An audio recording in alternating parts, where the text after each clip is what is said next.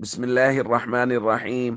عن أبي الدرداء رضي الله تعالى عنه قال قال رسول الله صلى الله تعالى عليه وسلم: من صلى علي حين يصبح 10 وحين يمسي 10 أدركته الشفاعة يوم القيامة.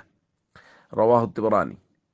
نبی کریم صلی اللہ علیہ وسلم نے ارشاد فرمایا، جو شخص صبح و شام مجھ پہ 10 مرتبہ درود بھیجتا ہے اس کو قیامت کے دن میری شفاعت پہنچ کر رہے گی۔ دوستو، یہ بات بہت اچھی طرح سے ہم سب لوگ جانتے ہیں کہ نبی کریم صلی اللہ علیہ وسلم کو شفاعت کبریٰ کا حق حاصل ہوگا، اور وہ حضور کے علاوہ کسی کو نہیں ہوگا کہ تمام تر انسانیت کی شفاعت نبی کریم صلی اللہ علیہ وسلم فرمائیں گے، جیسا کہ ہم ایک درس میں پڑھ چکے ہیں۔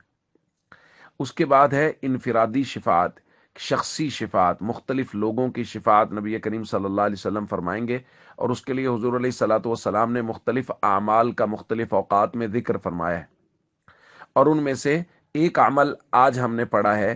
نبی کریم صلی اللہ علیہ وسلم فرما رہے ہیں، صبح اور شام 10 مرتبہ درود پڑھنے والا شخص، اس کو شفاعت ضرور حاصل ہوگی۔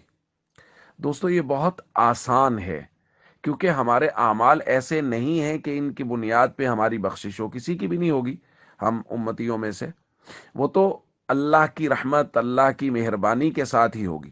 اور اللہ کی رحمت اور اللہ کی مہربانی جناب محمد کریم صلی اللہ علیہ وسلم کی شفاعت کی شکل میں حاصل ہوگی، اور حضور علیہ الصلاۃ والسلام فرما رہے ہیں، جس کو میری شفاعت چاہیے، اس کے مختلف اعمال میں سے ایک آسان ترین عمل یہ ہے کہ وہ صبح اور شام 10 مرتبہ درود پاک پڑھے، قیامت کے دن اس کو میری شفاعت حاصل ہوگی۔